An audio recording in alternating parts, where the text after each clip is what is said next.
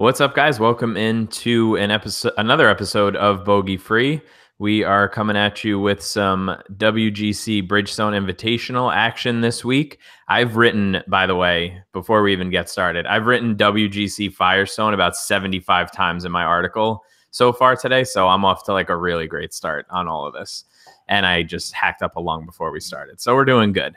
No Evan, obviously, since you're hearing my voice first, but we do have Jimmy at DFS. Jimmy, what's going on, man? How we doing tonight? What's up, man? Doing good despite a less than stellar week last week at the Canadian Open. Did have plenty of DJ, just didn't cash it, unfortunately. But I am fired up for the WGC and 1 week away from another major. So, yeah, I'm ready to get into it, man. Firestone, Tiger, everything is here this week. Yeah, man. And lucky for us this week, we're joined by Rusty from Fantasy Golf Gods. What's up, man? What's going on? I don't know how lucky you are, but I guess we'll figure that out as we go. Well, like I mentioned before we started recording, I'm sure that both of you are significantly more prepared than I am. So we're gonna roll with this. I'm banking on the fact that it's all like golfers that everybody knows, and I'm just gonna give my usual tepid takes and see what happens. I'm so goddamn excited for the $8,000 range, though. I can't even begin to Let me guess. Do you want to start down the $8,000 range? Justin Lewis Thomas. I could not have been happier when I saw 30-1 and his price on DraftKings, but we'll get there. Yeah, I mean, DJ just sort of came back last week, right? We saw the good DJ after seeing a not so great version of him over in Carnoustie. So that was good to see. It's nice when we saw the good DJ after seeing a not. Sorry. Good. Little feedback loop. I was like, am I doing that or? My bad. We're professional broadcasters. It's great. Jimmy wanted more FaceTimes so he was running everything through his. Yeah. It's good when good golfers are playing well. It's exciting when hopefully we have him coming in with some form and some of these other guys we'll talk about. So why don't we hop right into it and talk about the course a little bit? Jimmy, we know we can get your full thoughts over at FanShare for the course preview, but why don't you break it down for a little bit here? Yeah, real quickly. I mean, it's a par 70 situated just outside of Akron, Ohio. It's Firestone Country Club, built in 1929. Originally set out to be a park for the Firestone Rubber Company employees. Turned out to be an iconic golf course that exists to this day. Always plays over par, 0.73 strokes. One par 5, extremely gettable, 526 yards. Everybody will have an opportunity at it, and you must score on it if you have any shot this week. The other par 5 is 667 yards, and it's a 3-shot hole for everybody, so the shorter hitters definitely can contend.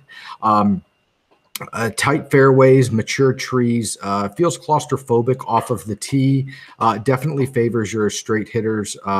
Accuracy is an advantage here if you can avoid the rough, or at least be on the the correct side. When you look at the leaderboards for the past few years, you find guys an equal blend of bombers and accuracy guys that find the tops of the leaderboards, and I think a lot of that has to do with just the efficiency guys that can find the fairway a little more than the bombers can. It is, other than the par 5s, it's just a bunch of long, boring par 4s, lots of drivers and lots of long iron approaches. The greens have plenty of like false fronts and runoffs, etc. So you will end up with quite a bit of scrambling as well this week. Sweet. Rusty, any other stats that you are targeting as we start to sort of limit our player pool this week? Not really. As Jimmy said, it is kind of tree lined, so I want accurate hitters. Bombers can get away there if they're fairly straight. But if you're getting into the trees and things like that, you're not going to have much of a shot. So a lot of fairways hit, a lot of par 4 scoring, lots of green and reg, because you don't want to be chipping out of those bunkers and things like that. So very simple, very boring stuff this week. And like Jimmy said, not a whole lot of scoring going on. So not really even figuring in DraftKings scoring or anything like that, because birdies are going to be pretty scarce. All right, sweet.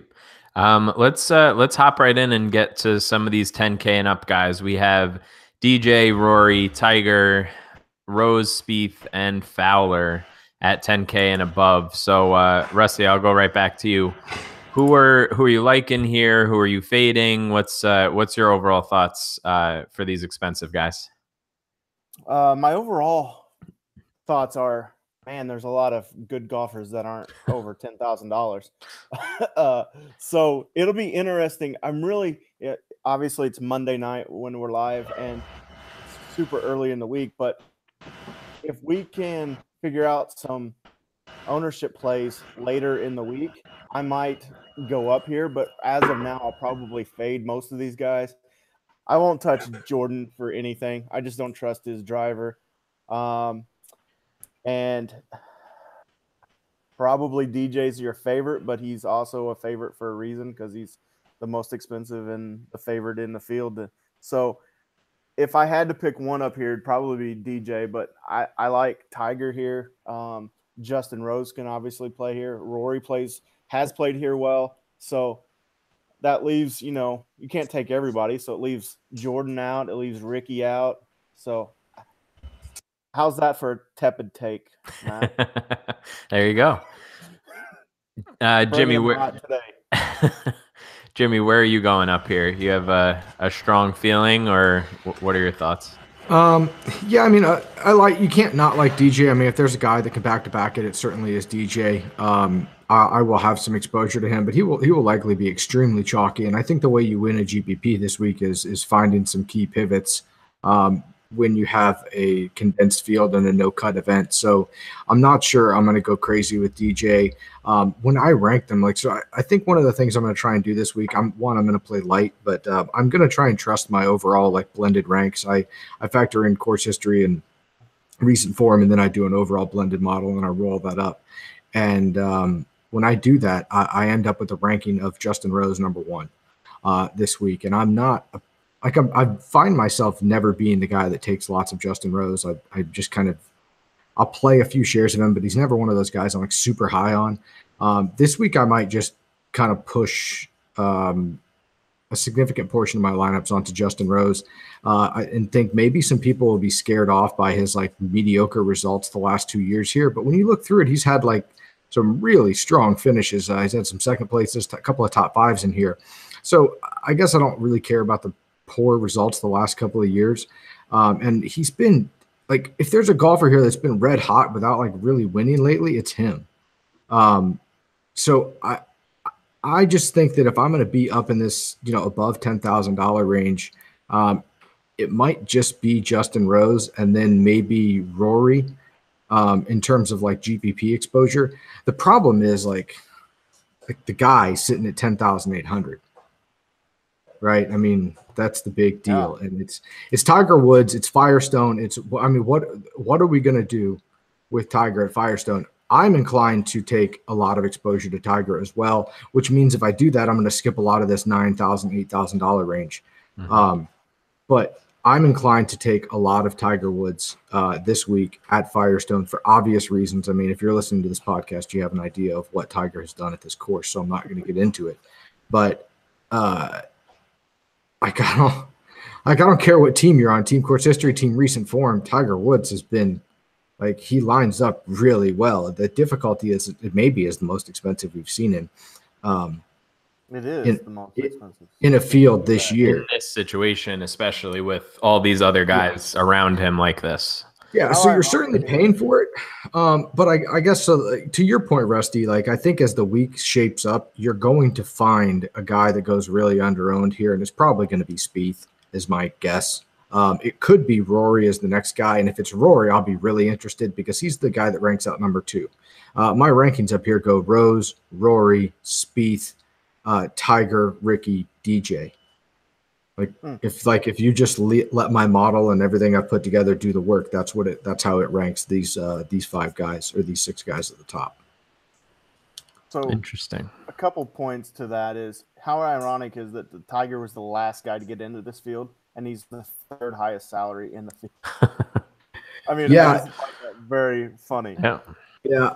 So I'm gonna play Tiger Woods. I'm probably gonna be at the very least field average, probably over it. And I'm just gonna be really heavy on like Tiger and Rose, or I'll split the difference. But those are the two guys I'm most interested in here. Rory for GPPs. So my model goes DJ, Rose, Rory, Tiger, and then Spieth and Fowler are fairly low down the ranking. So out of the top, I'm kind of on the same boat as you, as DJ and Rory and some Rose, but I never play Rose. See, and that's the thing. I don't either, and I think a lot of people are going to feel the same way, especially with Tiger right above him. Yeah. And DJ, and so I think Rose could be a guy that maybe goes a bit overlooked too, and he's the #1 ranked for me. So it's hard for me to get away from that. I think I just need to go with my rankings this week. Well, early on in Fantasy Nationals ownership, he's the highest owned out of these 6. This guy, I haven't even looked at ownership yet this week. I mean, it's obviously super early, but they have generated over 2,300 lineups, and he's at 16% and DJ's at 15%. So. Yeah. I'll wait to see where Fanshare shakes out this week too. And see where maybe some more of the public is on, or what the tout activity is, because I think touts will really drive the chalk this week with a consolidated field. Yeah. So I'm going to pay a close attention to that, especially for pivots at the top. I mean, we'll all know where the chalk kind of consolidates at the bottom, but pivots at the top in the upper $9,000 range, I think will be interesting this week.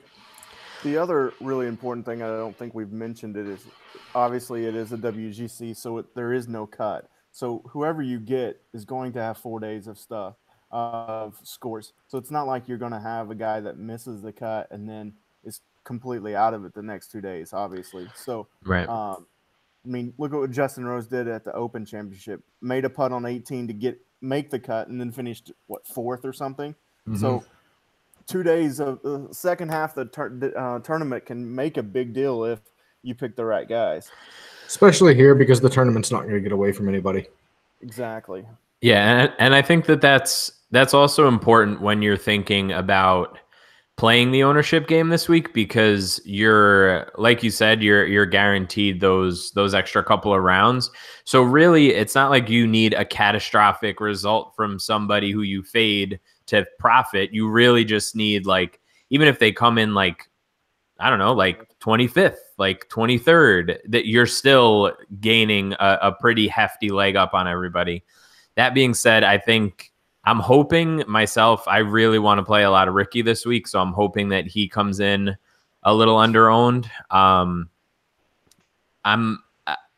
absolutely get what you're saying with Tiger and the history and all that. I am a little worried about the fact that he's going to be needing to use driver theoretically. But that can sort of go either way. And then I'll probably have some Rose. I think I'm definitely going to fade DJ, just for ownership purposes. I did that last week. It didn't work out so well. Yeah, but that's the game you got to play, right? You gotta take a stand, especially in an event like this. You figure, maybe he has a little bit of a letdown, and even, I mean, if you find a comparable finish at, with Ricky's ownership versus DJ's ownership, you're probably looking at a pretty decent lineup. So I think that's probably the way that I'm leaning as things stand right now. Good. So how many lineups do you think you'll fade all 6 of these guys? If I'm building, I don't really see myself sitting down and building my usual 20 lineups this week, just because of the type of event that it is. So say I build 10, I'll probably go under 10K with everyone in like 2 or 3 would probably be my guess. And I mean, if you exclude Ricky from that, it would probably be like 6 lineups without anybody. So that's kind of where I'm at right now. What about you, Jimmy? I'm not going to enter a ton. I'm going to enter a couple of bullets in the $44. One of them is going to have Tiger in it. Maybe a Tiger Rose stack. I don't know. See, and that's the thing. Both of mine might have one might have Tiger, one might have Rose, and so I might have both of my like big lineups in here. I'll have I'll throw one in the $5 or something that doesn't have anything. Anybody from this range, but I'm only building a few. I'll have one in your contest, Rusty. I'll have one in the Bogey Free contest, and then that's about it this week. I am going to take it easy this week, so. And with Woods and Rose, a Woods and Rose stack, you still have 7,100 left. And in this field, is that really? I feel like you could find some guys down in the low 7Ks anyway. So I don't hate that either. If you wanna combine either those two or one of those with Ricky, I think that you could probably build some lineups that you like quite a bit, especially in a no cut. So. That's an interesting thought now that you brought that up. Why don't we take sort of, I guess, like 8,500 to 10,000, because there's only five guys in the 9,000 range. So let's take this upper half. So from like Bubba to Day, Jimmy, where are you leaning here? Bubba today. Let me see. Bubba today. Let me get that range up here. My two highest ranked guys are Stenson and Fleetwood in my rankings. Followed closely by Day. Oh, man, all of these. See, I guess the problem is all these guys are really good, and they all theoretically line up. They all theoretically line up really well. Yeah. Because because the pricing's so soft, we're not used to seeing some of these guys so cheap. We're used to seeing them, at the top of a field, right? Brooks was really disappointing last week, and that's just recency bias for me to be off of him. There's not really like a great reason for me to be off of Brooks. JT, I'm very conflicted on what to do with JT, and I have not decided. Because $8,800 is a bit absurd. I know that his results here have been bad, but it is Justin Thomas, and it is $8,800. If there was ever a buy low, this is certainly a buy low on Justin Thomas in terms of a price tag in a no-cut event. Unfortunately, it is not a really big scores course, and maybe that's the reason my rankings don't like him. But the value is certainly there. I'm not interested in Noren. Paul Casey is the fourth highest ranked for me in this category. Molinari doesn't rank really highly for me, but I would have a hard time seeing like people go away from Molinari. I think the public will be very high on Molinari. His results here have like kind of leave you wanting. But again, Molinari's playing on a much better level than he ever has in his career. Just doesn't keep it going. The guy that I think is the big like GPP decision maker in this range is Jon Rahm. And I don't really know what I want to do with him yet. But what are your guys' takes on the range in general? But Stenson and Fleetwood are who rank the highest for me, and I'm sure that they'll be the chalkiest options in this range, aside from Thomas. Yeah. Rusty, go ahead. What are you thinking here? I don't see how you don't have something of Molinari at this point.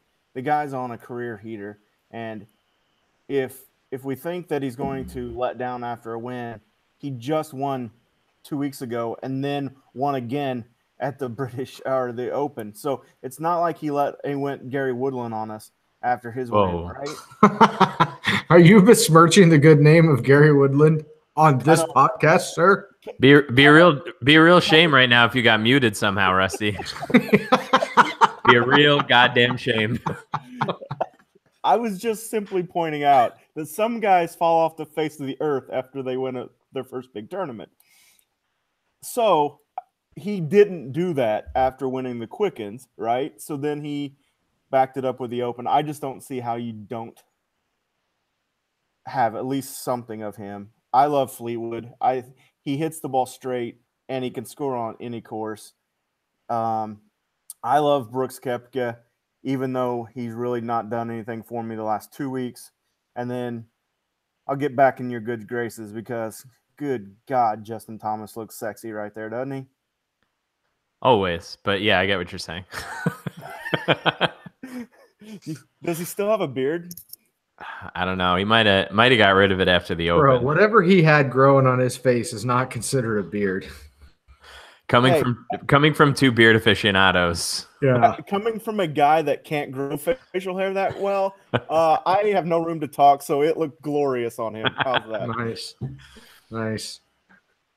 Yeah, so that's where I'm at. I think Norn's a great play. I think Casey's a good play. I think Stenson will be very popular, and he's actually #1 in my model. So, like, this range is completely loaded, and I think that's why I would be willing to – and if you go, like, two guys like Justin or Rose and Tiger Woods stack, then you go to 71. You could probably get 3 of these guys and then go down to 71. You know what I mean? So, to me, it's almost – more of an advantage to go that route and go 3 in the 9 high 8s and then drop down versus 2 of the 10K guys and drop down. But we'll see how the week plans out. This field's kind of scary how good it is and some of the pricing. Yeah, I think that makes sense. Yeah, I just plugged it in. So if you start Molinari, Fleetwood, and Thomas, you have a little bit over 7,500 left for your last 3 spots each. So more than what you have left with just Rose and Tiger. Yeah. And so what do you think? What do you think the lineup build? Like, what do we think the dominant lineup build is going to be this week? Do we think it trends a little more towards balanced because of that? Or just because of the talent you can stack into a lineup if you leave out the $10,000 guys? I don't know that many people look at it like that, though. That's the only thing. Like I'll look into it a little bit tomorrow. Look back at some of these WGCs and some of the majors where we've had softer pricing, but I don't know. For me, I feel like there's going to be a significant number of stars and scrubs lineups. I would be shocked. I feel like we always think that people will maybe go towards balanced, and it never. Yeah, but the problem is quite works out. Yeah, but like, who are the scrubs that are going to finish like decent in this field to make it worth it in a GPP? Well, I think you're really just chasing the winner, right? Like you're see, like in a GPP, that's not enough in like this short field. Like you got to have all top 6, right? No. I'm not saying it's right. I'm saying it's what people do. Yeah. Well. So what is the correct way to build a lineup then this week, as we're getting into like the meat of the golfers? And since we have less to talk about, we got a little extra time. Like, my thought is that, like, initially you want to, like, if you believe one of the top 5 is going to win, you're going to have to, or 6 is going to win, you're going to have some exposure to them. But if you don't believe they're going to win, right, and you start at Stenson, right, or Molinari, the lineup you can build in terms of like my confidence level for putting 5 out of my 6 guys in the top 15, like, it goes way up. Yeah, but so tell me this: if you have, 4 of those guys right on your team, and they all finish in the top 10, and you don't have the winner because he's in the 10,000s, I think you're still in good shape, because the person that has the 10,000 and the winner is still going to have to drop down in the low 7s.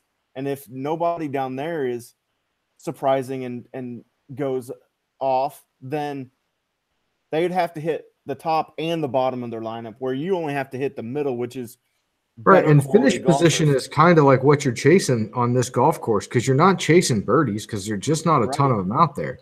So like even starting with Ricky and like foregoing Rose, Woods, Rory, and DJ, like really balances out that last guy you have to grab and makes it so that you can grab like a Kevin Chappell at the bottom instead of a Griot, or you know what I mean, or instead of whatever. But like, I'm sure Griot will be uber popular this week, actually. Anyway, we're like, so they can have him. Yeah, I agree. I don't know, like last 2 majors. Initially, I was thinking that like I might want to, and maybe guys don't grab, maybe they skip out of that $9,000 range. Maybe they grab a low 10 or a 1.9, and then they drop down to like Paul Casey and skip Justin Thomas, save a few hundred, and I don't know. Yeah, I mean, like I said, I don't necessarily believe that people are I don't know what the word is. Not making optimal decisions. Yeah, but not even that. Like I get the allure of trying to be like, oh, let me throw DJ and one of these other guys in, or let me throw, like you mentioned, Woods and Rose together and figure the rest out.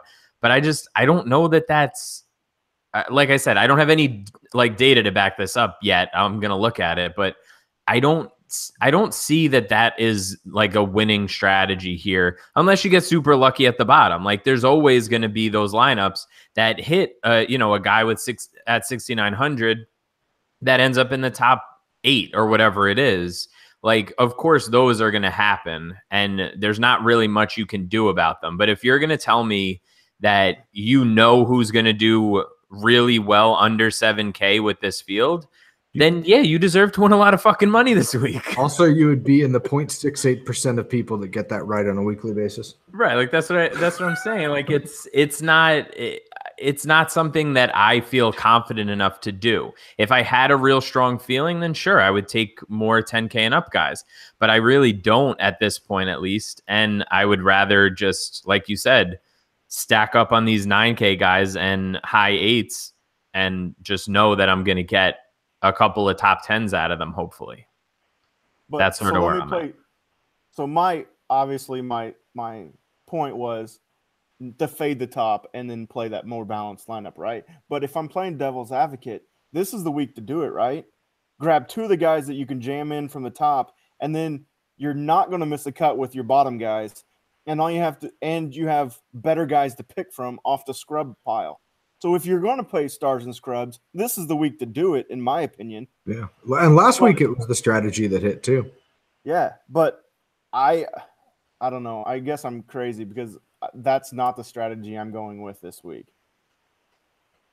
Yeah, I mean, I don't think, like I said, if I felt very strongly, like, we can joke around about Gary Woodland, but like I'm not going out of my way to like be overexposed to him this week, even though he's 7,100, just because of what the field is. Like I don't feel great, and obviously we'll get there. I don't feel great about going completely all in on some of these like super cheap guys, so I'm just not going to do it. Like I'm not going to play as much as I usually play this week anyway. So why am I going to make lineups that I'm not comfortable with? If I'm making 20 lineups or 50 lineups, then sure, I'll take some shots.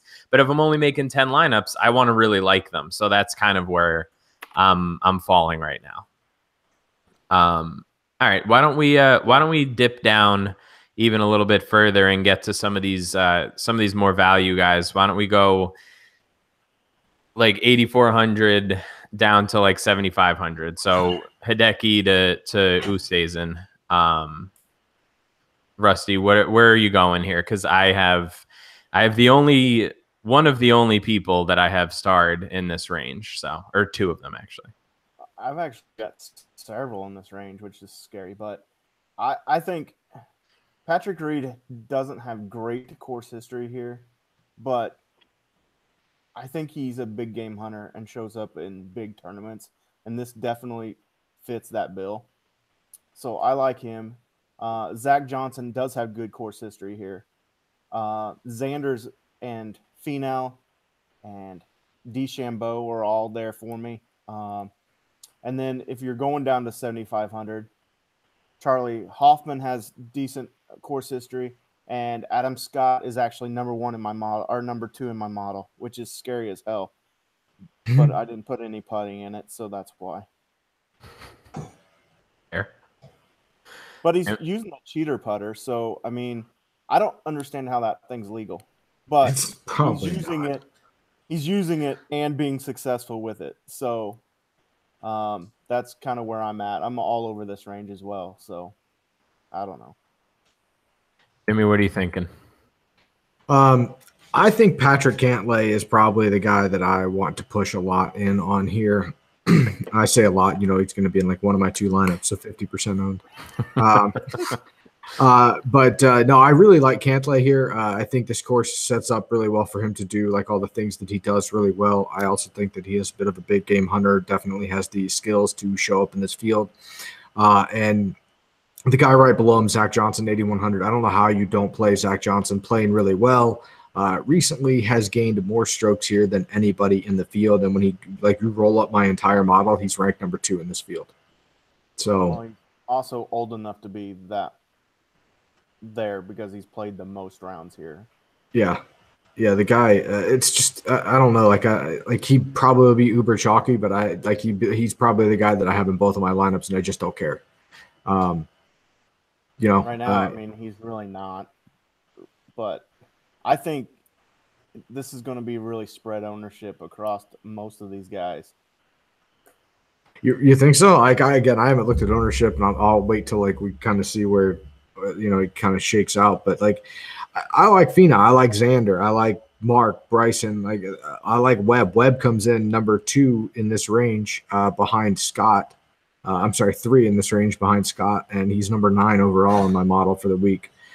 So I don't really like Webb. I don't like playing Webb, but what I'm looking at this week and everything rolled up with his history and his recent form says that he's a good play at $7,600. So Adam Scott, same thing. I'm interested in. I love Charlie Hoffman when he starts just banging out top 20s week after week after week, and he's doing that. And this is a course that sets up well for him, I think. So I'll be heavily exposed to Charlie Hoffman at 75 as well. My old dog does not like that call. Apparently, if you heard that cough in the background. I just thought it was mad again. Yeah, my 15-year-old dog was not thrilled about Charlie Hoffman. Your dog's older than Evan? Bro, my dog has reached legal drinking age. Evan hasn't even hit puberty yet, I don't think. Yeah, in dog years, he's 1,000. So, actually, also at 7,500, I think Thorbjorn Olsen could be one of those guys that is really low owned. The Thunder Bear. That's right. He was on the podcast with you, and you told me his nickname was a Thunder Bear. That's awesome. I just thought he went by Thor because I thought that was cool enough, but Thunder Bear is pretty cool too. Makes me think of the movie Ted, by the way. Thunder Buddy action. Yeah. No, Thorbjorn absolutely has the skill set to play this course, and can play in a big field like this. If he put together a top 10 or a top 15, he wouldn't surprise me. And he could be one of those guys at really low ownership here that does that. Potentially, I don't think anybody's going to be flocking to him. And he's ranked 26th overall in the field for me, 9th in this value range. Nice. I like it. I think everyone who's ever heard a show probably knows the 4 guys that I like in this range. But you should tell us anyway. So it's just 8,200 to 7,900. It's just the 4 of them. It's Cantlay, it's ZJ, it's Finau, and Schauffele. There's no. I'm not saying that anybody else in this range that we're talking about right now is not a good play, but I am just going to be super concentrated with those 4 guys, and I'll continue to have, I don't know, at least 60% of Finau every week until he breaks my heart. And Xander's back, right? It's another big field, lot of talent in the field, and it seems like he gets up for a lot of these events. So I'm definitely going to have a healthy dose of Xander too. And then Xander played well here last year too. What did he? 13th last year here. Yeah, and that's as what is he 14 now? 15? He might be younger than Jimmy's dog too. So, yeah, I'm not going crazy this week. I'm trying to pick somewhere between 2 to 4 guys in each little range and just hammer them and hope for the best. And if it doesn't work out, then I won't be able to keep the lights on. But that's the chance I'm willing to take. So. That's right. You still have several more credit cards you can max out to make this true. Work, Matt. Don't worry. It's all too real, Jimmy. American way, bro. That's it. All right. So if we are going to try and stack Woods and Rose, now we're getting into this range, Jimmy, that if that's where you're going, you got to like a couple of these guys down here. So who are you liking in the lower 7K range? Number 10 overall in my model this week is Kevin Chappell, $7,300. Decent course history, some decent form right now. Flashed a little bit. I'll be taking some shares of Chappell. I think he's another one of these guys that, we don't see him pop up a ton, but when he does, he can like really show up. My only problem is it seems like if I play Kevin Chappell, I have to play a lineup with Jason Day, because wherever Jason Day wins, Kevin Chappell finishes second. So like the Rom DJ stack. Yeah, something like that. So I'll have some Kevin Chappell, I think, if I'm down here for sure. Kevin Na rates out pretty well for me, which bothers me. I don't know how I feel about that. I don't really want to talk about it. If you're on team, I don't want to talk about it. If you're on team course history, Charles Schwartz are coming off the injury. It's over, dude. Huh? Lent's over. Come back. No, I'm never coming back.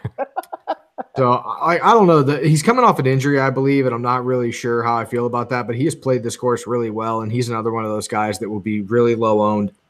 And if he is okay, and continues to play well at this course, he could show up. Kyle Stanley, from like just a tee to green standpoint, like theoretically fits this golf course. I don't think he's played very well here in the past, but I don't know. I could see some of that. But the guys, I'm saving one guy for you, Matt. Yeah, I'm gonna take him, so it's okay. Oh, don't do it. Well, there's two guys actually that are right here. So I'll leave those couple for you. I already said that I'm like maybe not on the Griot train. A guy at $7,000 that is really interesting to me, and I will have quite a few. I say quite a few. He's going to be in one of my two big lineups. Hao Tong Lee. There you go. Hao Tong at $7,000, I think, is underpriced for his world ranking comparative to the guys around him. Definitely has upside, and he has shown up in other WGC events around the world. Can be an international player, I think, with time, and a really young kid. I don't know how old he is, but like I think he's really young. 22 or 23. Yeah, I think he's like on the same age as Spieth, just without the without some of the big stage experience. But I really like Hao Tong.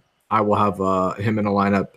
And the last guy I'll touch on is $6,800 Anirban Lahiri. If you're down here and you're worried about finishing position, I don't think any of these guys really have that finishing position upside.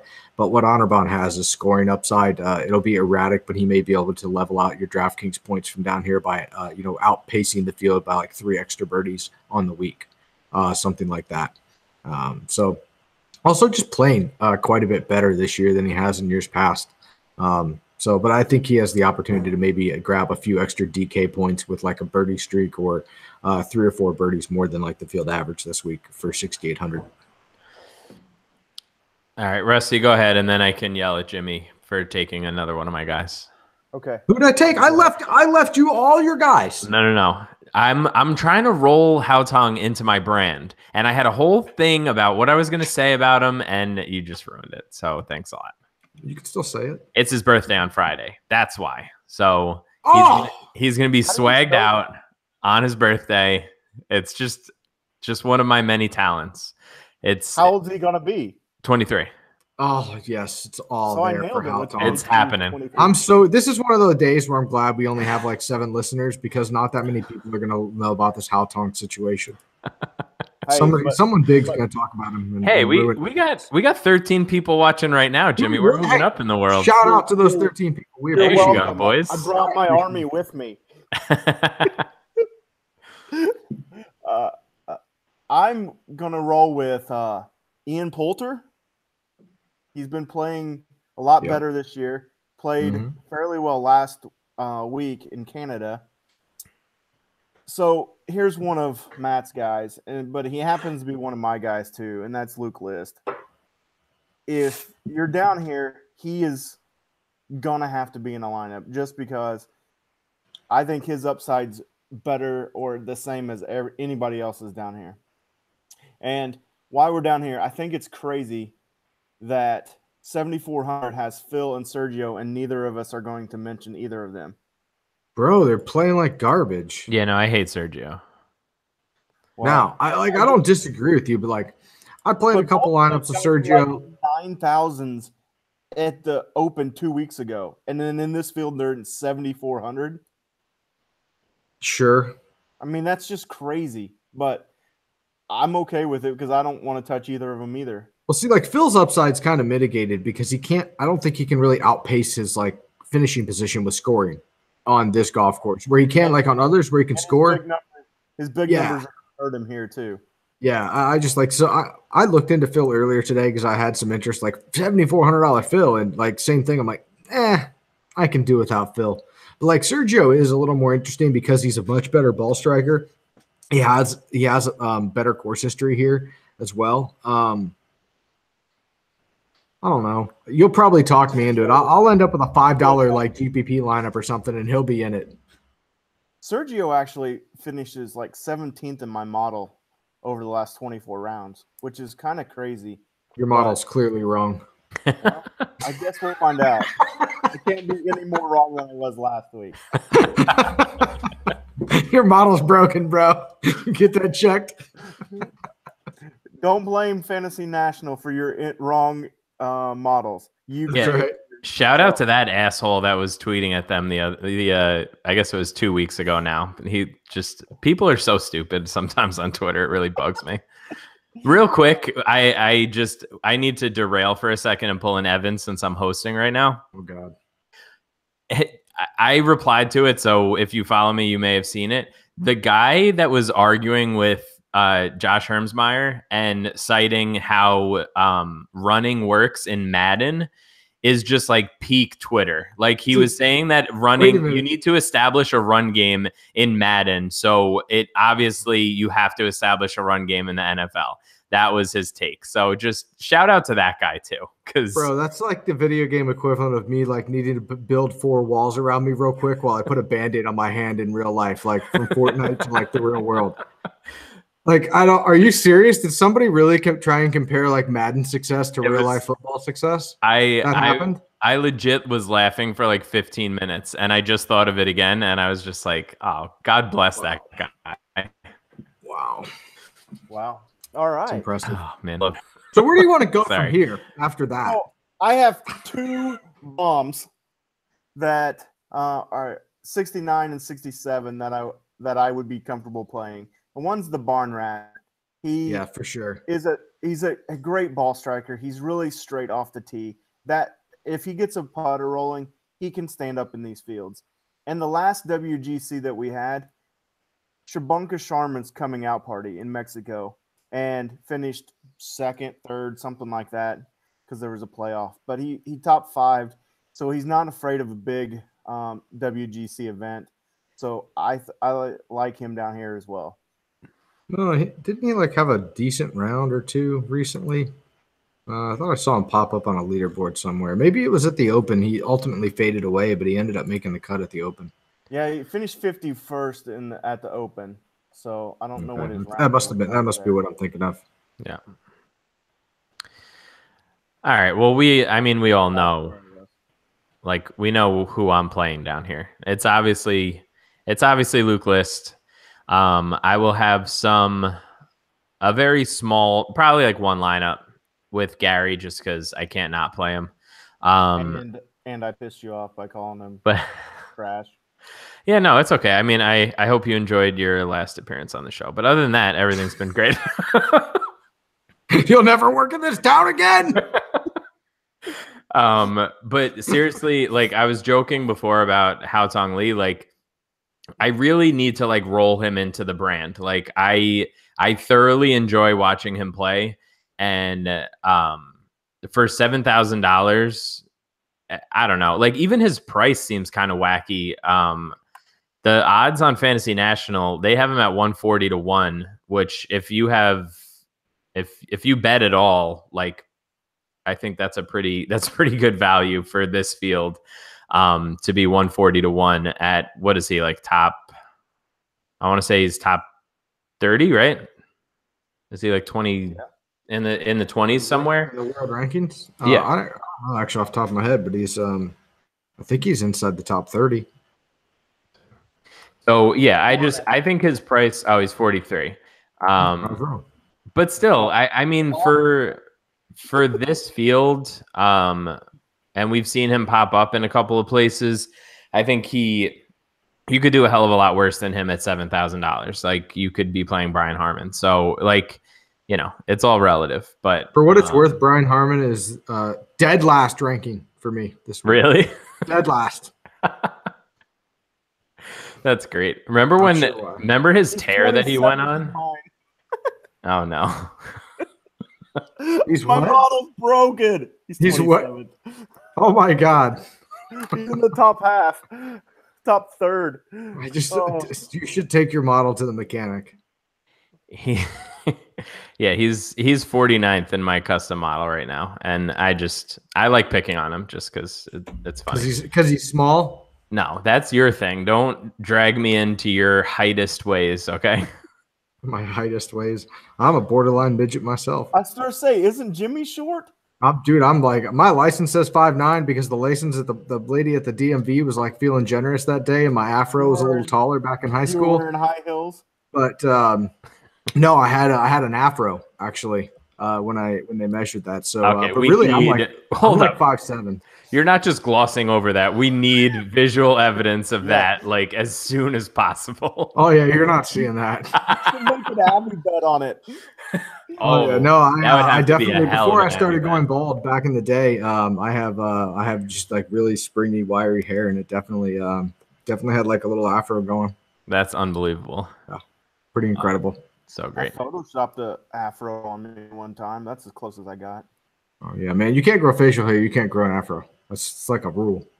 I mean, I got really luxurious hair. What are you talking about? I could. You do the faux hawk is nice. I can't do the faux hawk. See, we've turned this into a full-on stylistic podcast, hairstyle podcast.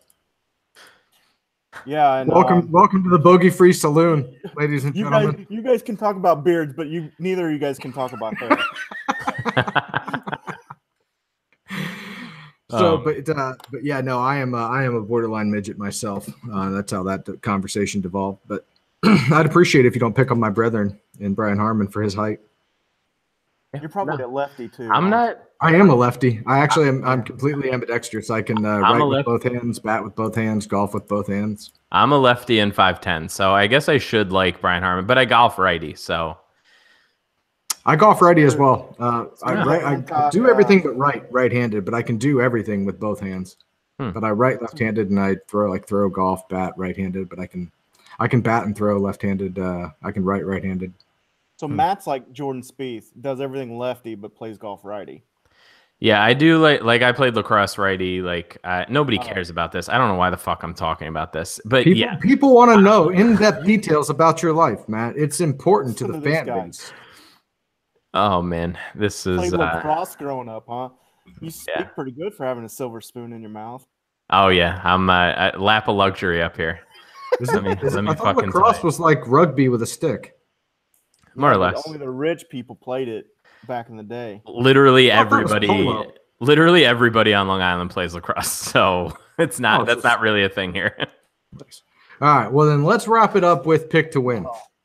Since we've reached the end of our talking points, I feel like we've talked about hair, facial hair, height, status of left and right-handedness. I feel like it's Are we going glory play to win? Like, let's go under 10K. Okay. So what do you think? I know where you're going. You do? Yeah. Glory play to win under 10K. I'm gonna go Cantlay. I like it. Wouldn't be shocking. Rusty, what are you thinking? I'm going Xander. Nice. I mean, do I even have to say it? Justin Lewis Thomas. Yeah, exactly. We all knew where you were going. All right. Well, this was fun, boys. This was it was nice to switch back from the Tuesday morning of last week and get some livelihood going back again. So yeah, go ahead.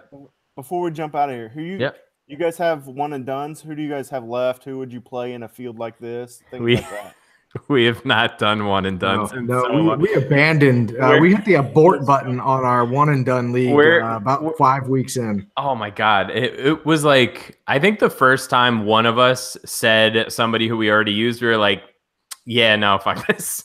Yeah, it's like, oh, this is going to be a problem. I'm in one that I paid for that I gave up on. Like it's just too. You gave up on Gump's corner, bro. I forget. I forgot 3 weeks in a row, and I was like, how do you forget, bro? Yeah. It's not like it's not ever been part of my process. DFS has always just been like Wednesday night sit your lineups, and like, I just forget. I used to think the same thing. Like, how do people forget? Like, you forget, bro.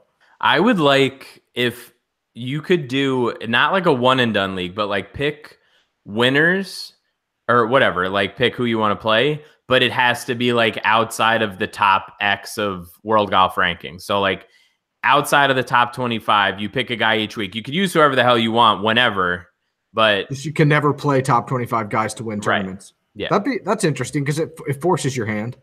Right. So I think that would be more my speed. I just can't like be scroll. I know it's stupid, but I'm like, I'm not going to scroll through this list and see who I played already. Like that sounds like a lot of effort. As I build 20 lineups by hand every week. By hand. I never said I made sense, guys.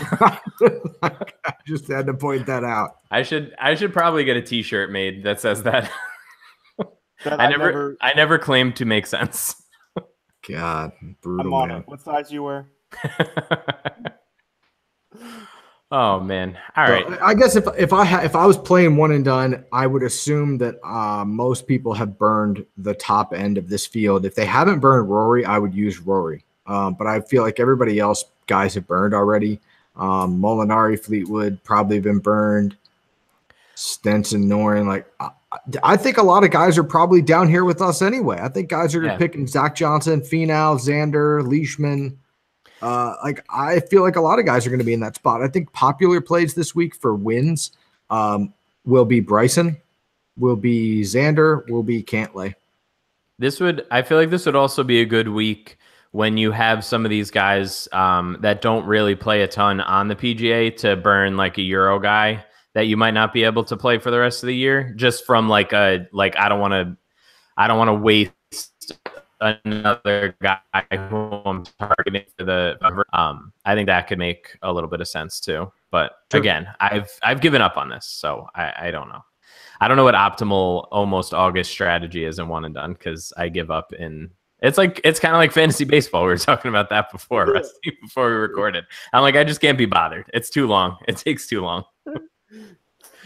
And yet we've been doing this since January. Oh yeah, every week. Yeah. And the one and done that I was in also started in the fall swing, so it was even longer. So that didn't help either. Yeah, those piling on the reasons. I'm just trying to justify it. That's all. It's okay. Whatever makes you sleep better at night. Yep. All right. Well, thanks for joining us tonight, Rusty.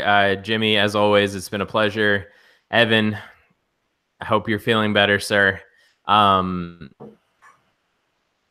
Make sure you guys hop into the just. So I think I made it 40 man this week. So make sure that fills. We're already about a little bit over a quarter of the way full. So make sure you hop into that if you're listening now. If not, make sure you are subscribing to Bogey Free on YouTube and on iTunes. And other than that, good luck this week, and we will talk soon. See ya.